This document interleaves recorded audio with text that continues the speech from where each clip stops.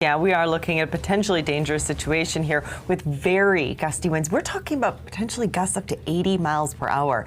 Take a look at this map. So these, where you see the area shaded in red, that's the red flag warning. Damaging winds, dry air, very dry fuels. Perfect recipe for a fire to get going very quickly.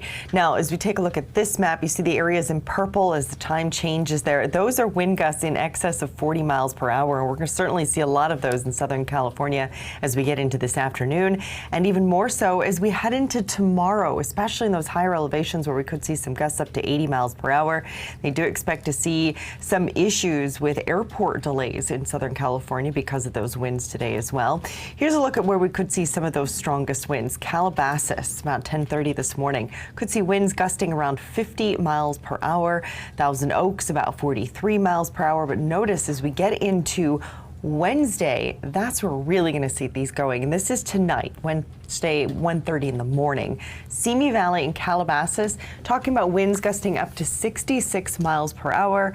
And again, could see some gusts up to 80 miles per hour. Tamara, it's certainly going to be breezy here, but not quite that dramatic. Yeah, Kelly, and I've heard they have not had any sizable rain in really about over 200 days in a few spots. There's areas of Los Angeles County that have not received over more than a half an inch of rain. So conditions are very dry in Southern California.